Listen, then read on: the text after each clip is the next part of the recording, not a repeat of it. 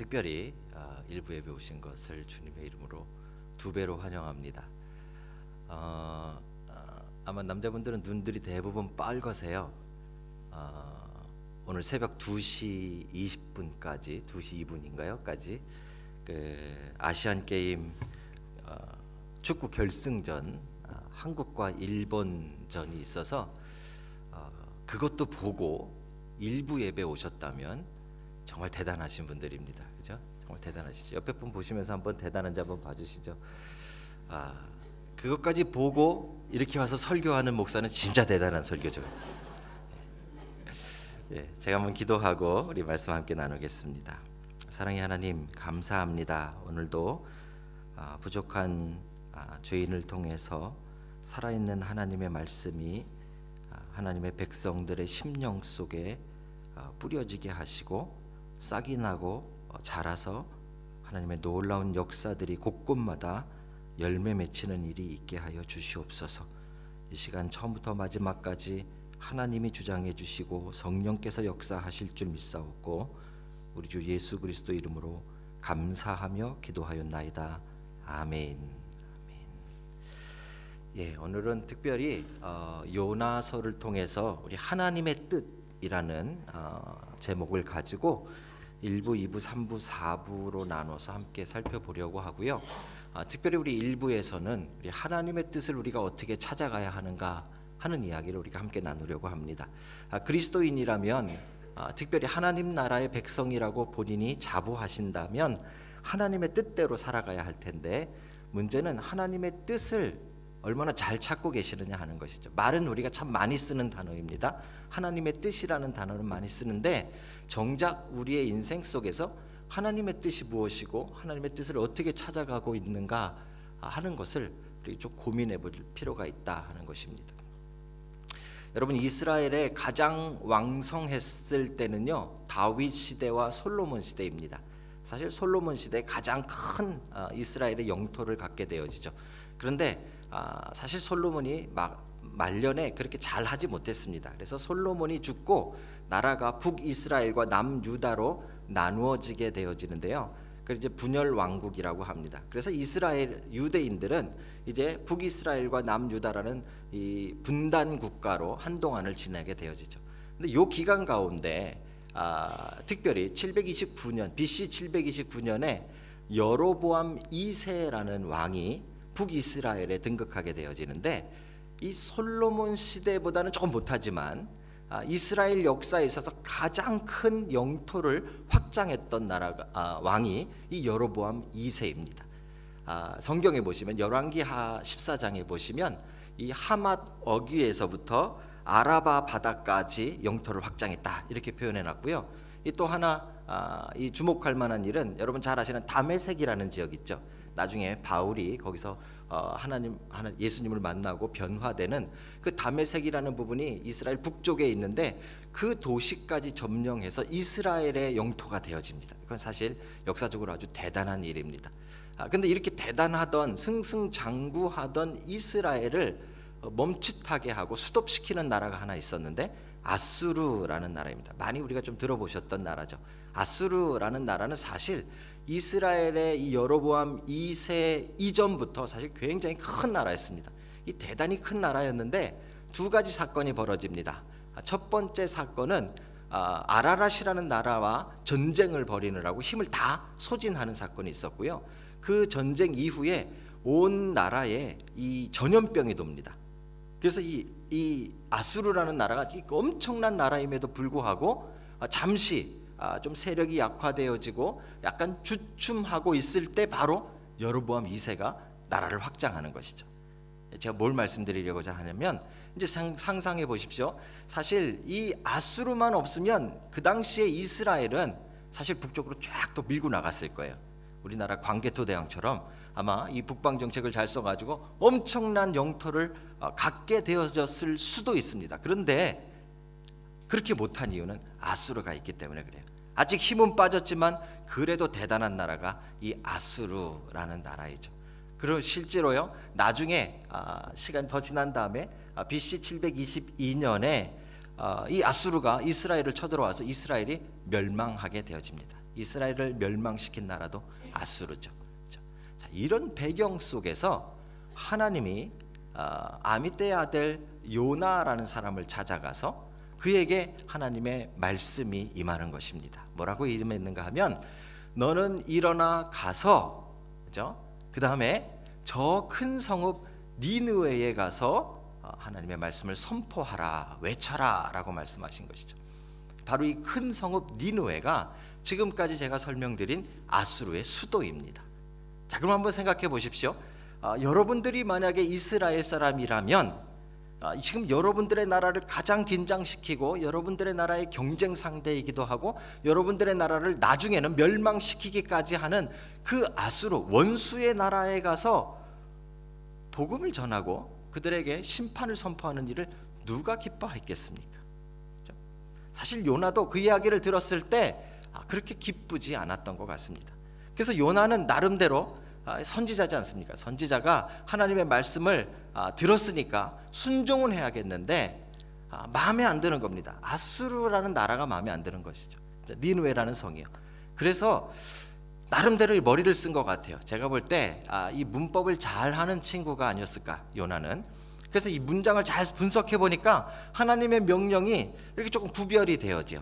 어떻게 구별이 되어지는가 하면 이 문장에서 제일 중요한 건 동사잖아요. 그죠? 동사가 몇 가지 나오는데 일어나라, 가라, 외쳐라, 이 세 가지가 나오죠. 그죠? 이 하나님의 명령에 일어나라, 가라, 외쳐라라는 이 부분, 동사 부분이 나오고요.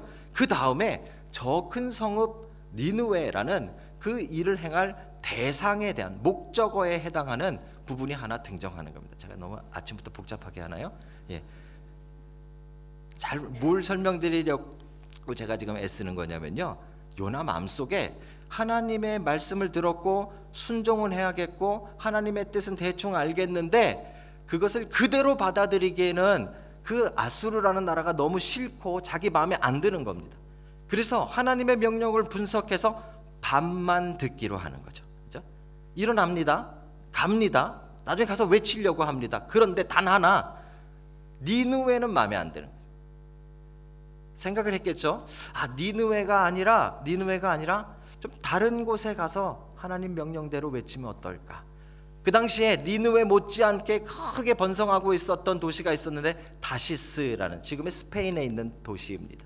거기도 니느웨 못지않게 사람들이 많았고요, 상업이 발달했던 큰 도시입니다.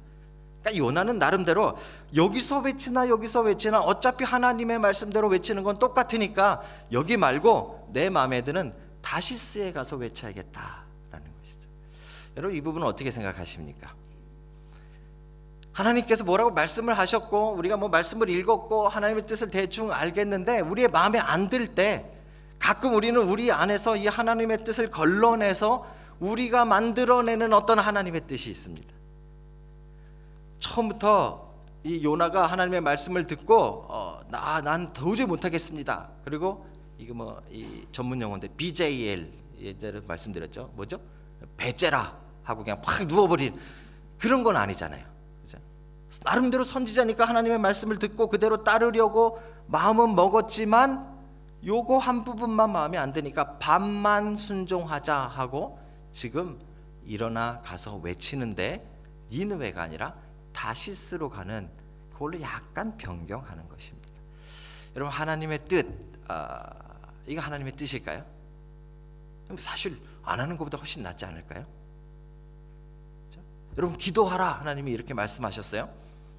근데 기도 안 하는 사람보다 기도를 하기는 하는데 나를 위해서만 기도해. 이거 나쁜 거예요? 아니잖아요. 그렇죠? 이거 진짜 하나님의 뜻을 잘 찾아가는 게 혹시 아닐까요? 제가 왜 이런 말씀을 드리는가 하냐면요, 우리의 삶에, 우리의 인생에 그런 일들이 참 많기 때문에 그렇습니다.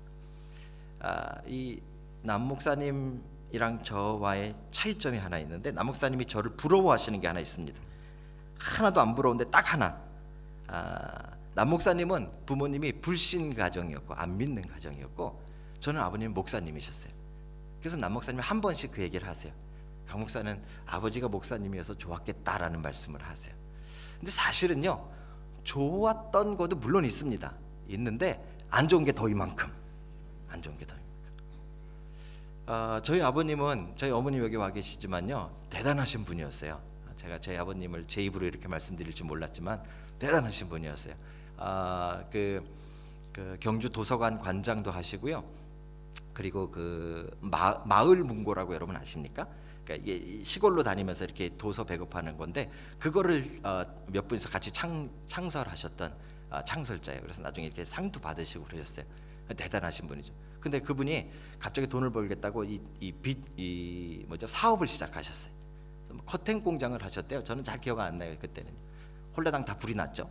그러니까 이제 커튼 공장이 망했어요. 그래가지고 뒤늦게 뭘 하신다고 결정하셨는가 하면 신학을 하시겠다라고 결정을 하시고 그게 하나님의 뜻인가 보다 하고 신학교를 들어가신 거예요. 본인이야 뭐 신학을 하시겠다 뭐 뜨거운 마음으로 하시는 건 괜찮지만 문제는 그 뒤늦게 신학을 하시면서 우리 가정은 정말 힘든 가정이 돼버렸어요. 너무 어려운 가난한 가정이 돼버렸어요. 그래서 저는 어렸을 때 기억은요 가난했던 것밖에 잘 생각이 안 나요. 어느 정도였는가 하면 집들이 따닥따닥 붙어가지고 디귿자로 11가구가 이렇게 붙어서 사는데 화장실이 딱 2개였어요. 그러니까 한 집에 4명씩만 쳐도 한 50명이 화장실 2개를 쓰는데 아침마다 전쟁이에요. 전 학교 가기 전에 화장실 가는 게 너무 창피했어요. 화장실도요 이렇게 푸세식인데 이렇게 안에서 보면 밖이 다 보여. 다행히 밖에서는 안은 잘 안 보여. 안에가 좀 깜깜해서. 그런데 거기 갔다가 학교에 가면 문제가 뭐냐면 냄새가 배요. 전 그게 어렸을 때 너무너무 싫었어요. 그래서 제가 어렸을 때 한 가지 결심한 것이 있어요. 뭔 결심이었을까요? 절대로 크면 목사는 되지 말자. 이게 하나님의 뜻이다. 나는 절대로 크면 목사는 되지 말자. 그런데 여러분 참 희한한 게 있어요. 그렇게 마음을 먹고 진작부터 마음을 먹었어요. 진작부터 마음을 먹고 목사가 안 되려고 했는데 마음속에 한쪽에 요만큼 늘 가시 같은 것이 하나 있는데 그래도 혹시 하나님이 나를 목사를 시키면 어떡할까? 이게 걱정이 되는 거예요. 이 근심이 되는 마음이 늘 제 마음속에 이렇게 있는 거죠. 그래서 제가 하루는 굉장히 어렸을 때인데 곰곰이 생각을 해봤어요. 그러니까 목사를 안 되긴 안 돼야겠고 그렇다고 뭐 이렇게 하나님의 일을 뭔가 조금 하긴 해야겠고 뭘 하면 좋을까 고민을 했는데 제 눈에 슈퍼맨 같이 대단한 분들이 보였어요. 장로님들. 어떨 때 보면은 목사님들보다 세 보이잖아요. 장로님들. 그래가지고 제가 꿈을 가졌어요. 돈 많은 장로가 되자. 그게 제 어렸을 때 꿈이었어요.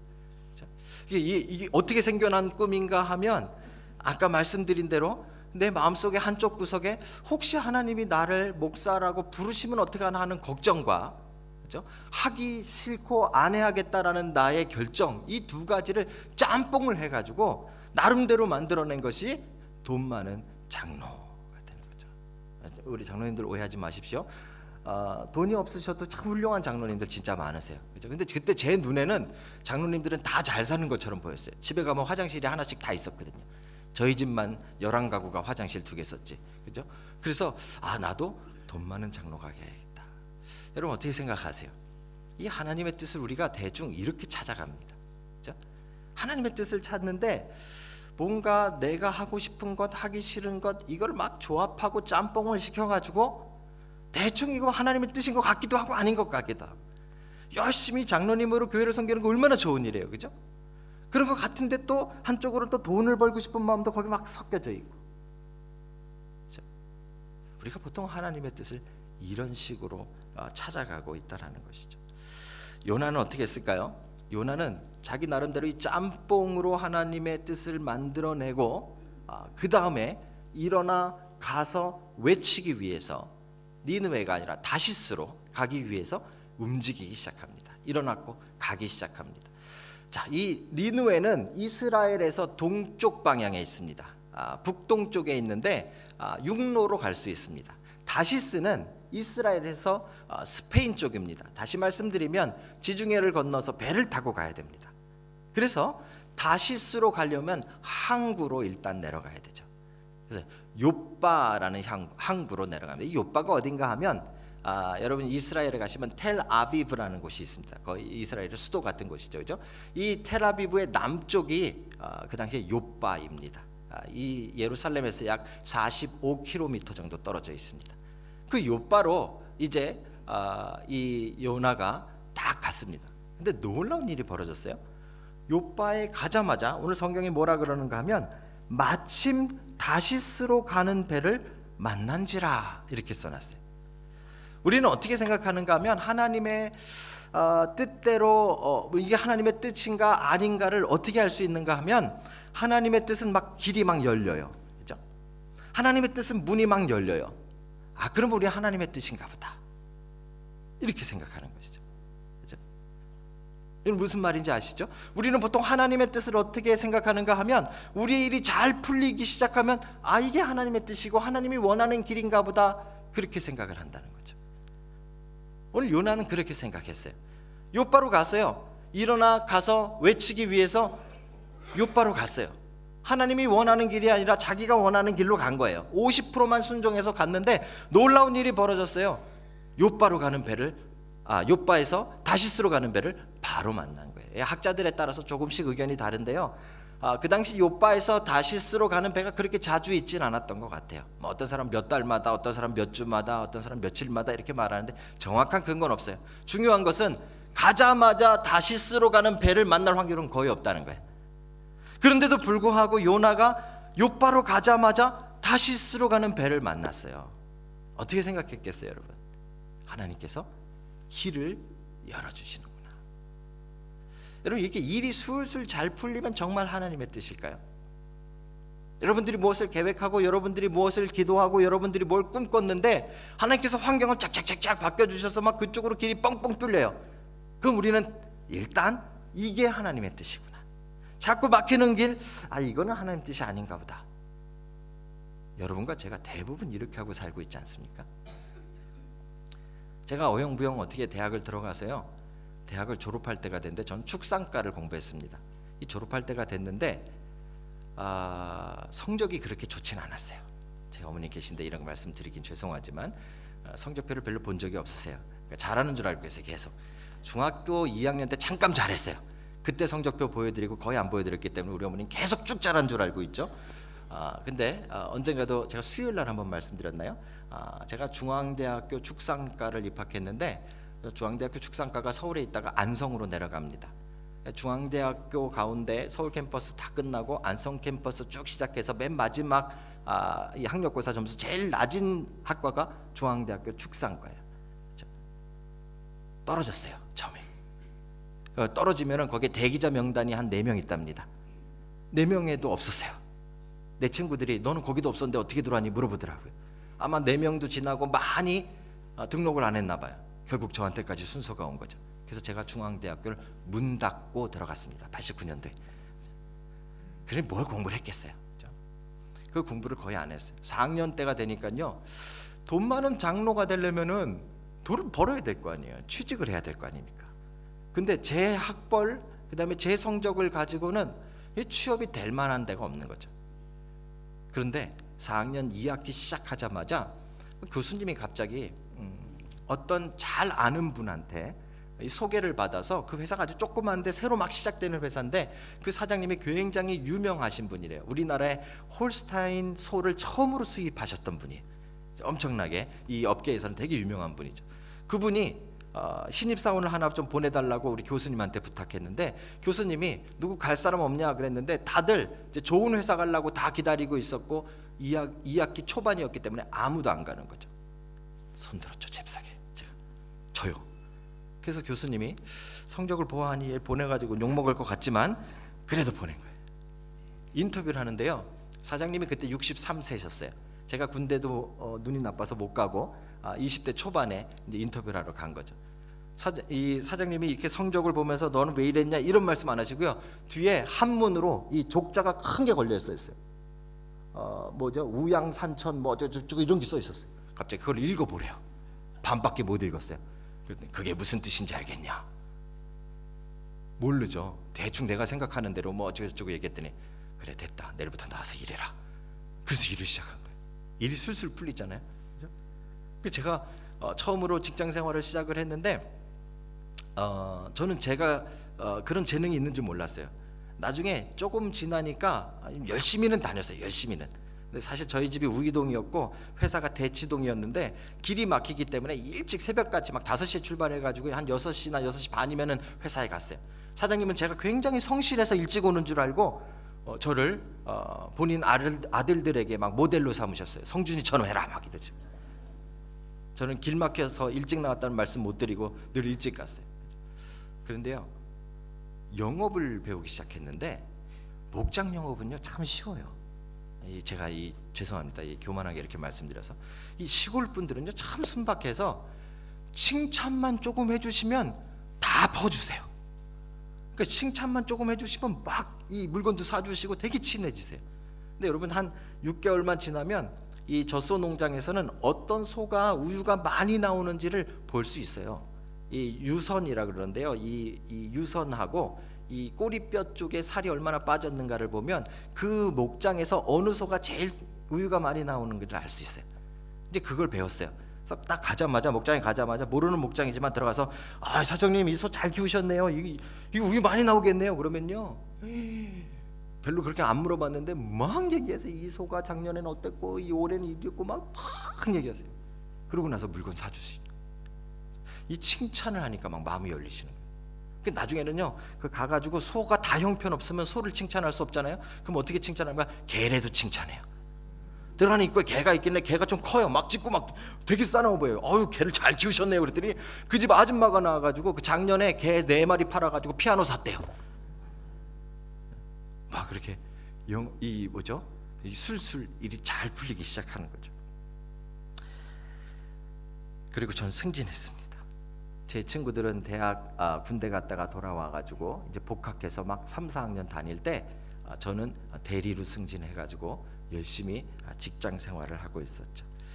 여러분 이렇게 일이 잘 풀리면 저도 일이 잘 풀리니까 이게 이제 하나님께서 내 길을 열어주시는구나 그렇게 생각했어요.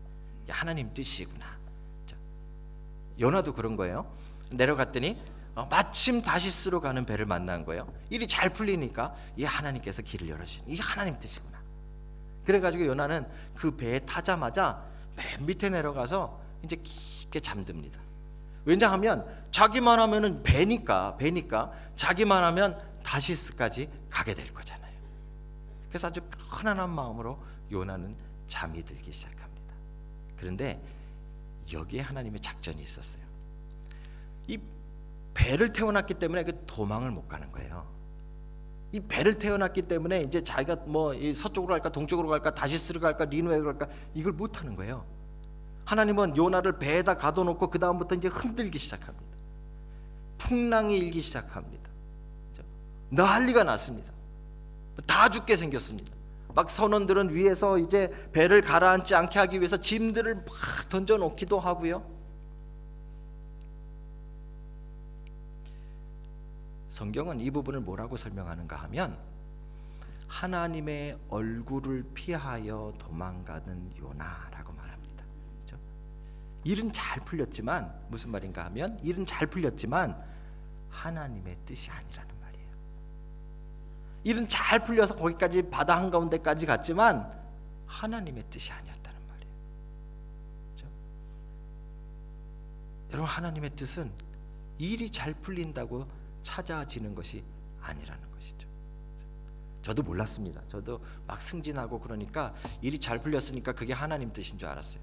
하루는 경주에 있는 저희 아버님 고향 경주여서 제가 이제 영업을 좀 뛰다 보니까 경주, 그다음 포천, 막 여기저기 전국 여기저기에 제 영업 지역이 생겼어요. 이렇게 말하면 감동이 아니라 나발이 생겼어요.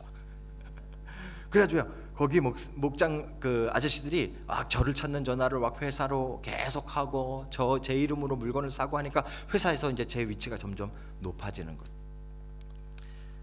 근데 그때 제 철칙이 있었는데 다른 사람들처럼 술 대접하고 이런 영업을 안 해야겠다라는 생각을 처음부터 했어요.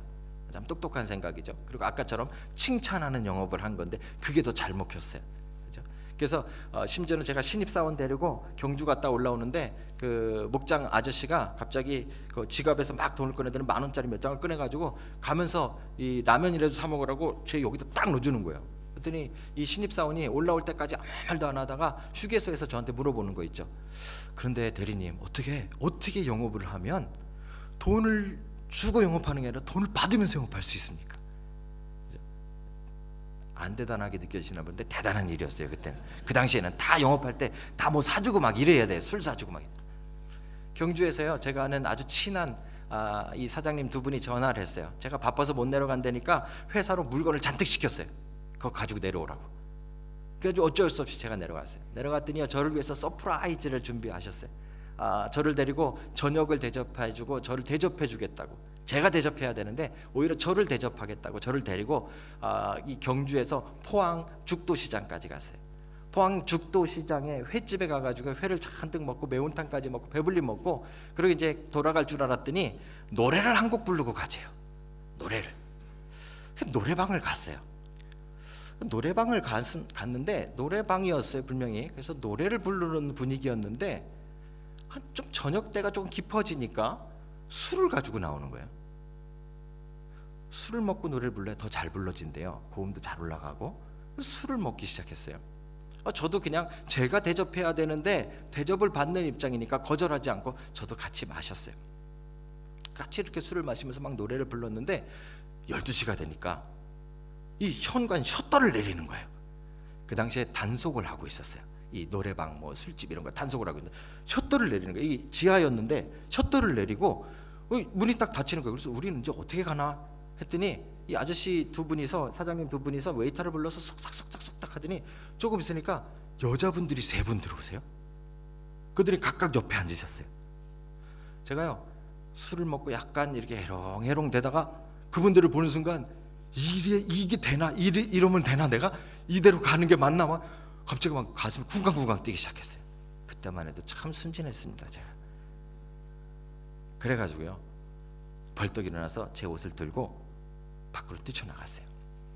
셔터 문이 닫혀 있으니까 웨이터가 와가지고 왜 이러시냐고 막 그래서 나 지금 가야 된다고 막 횡설수설하니까 미친놈인가다 하고 내보내줬어요.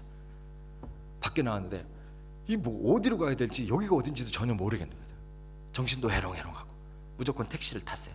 그리고 저희 큰 집이 경주 안강 사방이라는 곳에 있었는데 거기로 갔어요. 그래서 잤어요. 다음날 난리가 났어요. 그때는 핸드폰도 없었거든요. 삐삐 차고 다닐 텐데 난리가 났어요. 그 전주에 서울에서 웬 외지인이 죽도시장 내려왔다가 죽도시장을 장악하고 있는 조폭한테 칼에 찔러서 죽었대요. 그래서 이 사장님들이 얘 화장실 간 줄 알았는데 안 들어오니까 어디 갔냐 그랬더니 웨이터가 나갔다 그러니까 난리가 났어요. 새벽 내내 거기를 돌아다니면서 저 찾느라고. 그때 제가 깨달았어요. 일이 잘 풀리고 돈도 잘 생각한 대로 벌리고 인기도 높아지고 이 잘 풀린다고 하나님의 뜻이 아니구나를 깨달은 거죠. 하나님 뜻은 어디 있을까요? 하나님 뜻은 우리 상황에 있지 않아요. 여러분들이 잘 풀려진다 그래가지고 그게 다 하나님 뜻 아니라는 걸 분명하게 하셔야 돼요. 우리는 자꾸 기도하면서 하나님 이 문은 열어주시고 이 문은 닫아주시고 열리는 게 하나님의 뜻이죠? 아닐 수 있어요. 하나님의 뜻은 상황에 달려있지 않아요. 요나는요, 배가 뒤집혀지는 상황에서 자기가 잠든 줄도 몰랐어요. 상황이 어떻게 되는지도 몰랐어요. 영적인 깊은 잠을 이야기하는 거예요. 무감각함을 얘기하는 거예요. 성경에서는 그 무감각함을 계속해서 이야기합니다. 예수님 시대에는 문둥병이라는 병으로 얘기해요. 문둥병이라는 병은요, 제일 무서운 게 감각이 없어지는 거예요. 옛날 시골에 낫지를 하다가 손가락이 잘라져도 잘라진 줄 모르고 계속 일하기 때문에 그게 무서운 병인 거예요. 상황이 지금 배가 가라앉게 생겼는데도 지금 요나는 가라앉는 줄도 모르고 자고 있는 거죠. 선장이요, 위에서부터 사람들한테 막 뭐 짐을 버려라 그러고 난리치고 막 뛰어당기다가 이 배 밑에까지 내려왔더니, 지하에 내려왔더니 거기서 죄송합니다, 정신 나간 놈이 자고 있는 거예요.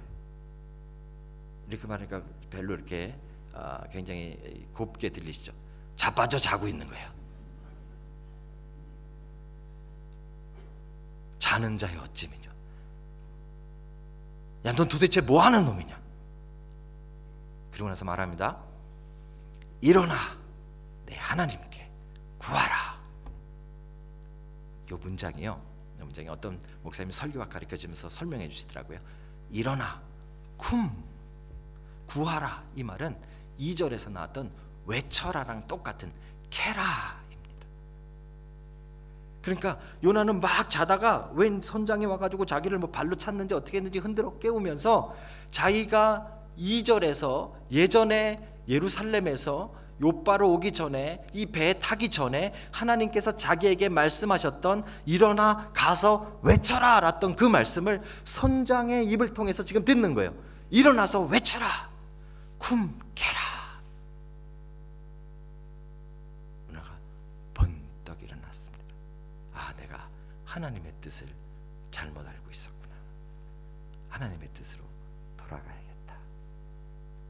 하나님의 뜻은요 상황에 있지 않습니다. 하나님의 뜻은 하나님 말씀 안에 들어 있습니다. 하나님의 뜻을 찾는 우리들이 제일 많이 하는 실수가 여기 있습니다. 하나님의 뜻이 우리의 주변 상황과 우리의 조건에 달려 있다라고 우리가 착각하는 것이죠. 근데 하나님의 뜻은 변화되는 조건에 있는 것이 아니라 하나님 우리에게 주신 말씀 속에 들어 있습니다. 하나님의 뜻을 제일 잘 따랐던 사람을 신약에서 우리는 사도 바울이라고 이야기합니다. 사도 바울이 1차 전도 여행을 하면서 이제 멋있게 전도 여행을 떠납니다. 근데 그가 떠나서 이 버가라는 곳, 지금의 터키 땅에 딱 도착하자마자 그 앞에 해발 3,000m가 넘는 토레스 산맥이 쫙 가로막혀 버립니다. 같이 갔던 바나바와 바나바의 조카 요한 마가가 있었는데 마가가 갑자기 난 못 가. 나는 이거는 하나님 뜻이 아닌가 봐. 난 못 가. 그리고 그는 예루살렘으로 돌아갑니다. 길이 막혀서 하나님 뜻이 아닐까요? 큰 산맥이 있으니까 하나님 뜻이 아닐까요? 바울은 그 산을 넘어갑니다. 그 산을 넘어서 복음을 증거하러 가는 것이죠. 2차 전도 여행 때는요 바나바하고 함께 우리 예전에 갔던 교회들 다시 한번 돌아보자 의기투합이 됐어요. 근데 출발 바로 직전에 이 바나바가 야, 그 마가 요한도 지난번에 걔 실패했는데 데려가자. 사도 바울은 안 돼. 걔는 지난번에 우리를 배신했잖아. 둘이 싸웁니다. 싸움이 일어나고 분열이 일어나서 결국은 둘이 같이 못 가게 됐어요. 문제가 생겼잖아요. 하나님 뜻이 아닌가요? 바울은 실라를 데리고 나중에 디모데를 포함해서 다시 그 길을 계속 갑니다. 자기가 가려고 했던 곳은 비두니아라는 곳이었어요. 근데 성경에 보니까 하나님이 자꾸 길을 막으시더래요. 뭐라고 표현했는가 하면 성령께서 막으심에 그는 드로아를 거쳐서 빌립보로 넘어갑니다. 여러분 가려고 했던 길이 막히면 하나님의 뜻이 아닌가요? 나중에 바울은 뭐라고 자기 입으로 고백했는가 하면 자기는 수없이 전도행하면서 매를 맞기도 하고 죽을 위험을 넘어가기도 하고 돌에 맞아 죽을 뻔도 하고 저 밤의 위험과 동물의 위험과 내 동족의 위험과 바울의 전도행은요 장애물투성이었어요. 일이 술술 풀린 게 하나도 없어요. 하고자 하는 일 하나도 안 됐어요. 하지만 하나님의 뜻이 있었기에 가는 겁니다. 사랑하는 성도 여러분, 여러분들은 하나님의 뜻을 어떻게 발견하고 계십니까? 혹시 여러분들 앞에 일이 얼마나 잘 풀리는가, 이 얼마나 잘 됐는가, 돈이 얼마나 벌렸는가, 사업이 얼마나 잘 됐는가, 내가 생각한 대로 이 얼마나 이 일들이 순순히 잘 해결되었는가, 그것 가지고 하나님의 뜻을 찾으려고 하신다면 오산입니다. 하나님의 뜻은 하나님의 주신 말씀 속에 있습니다. 이런 말씀으로 하나님의 뜻을 찾아가는 놀라운 은혜가 여러분 안에 있기를 주님의 이름으로 축복합니다. 기도하시겠습니다.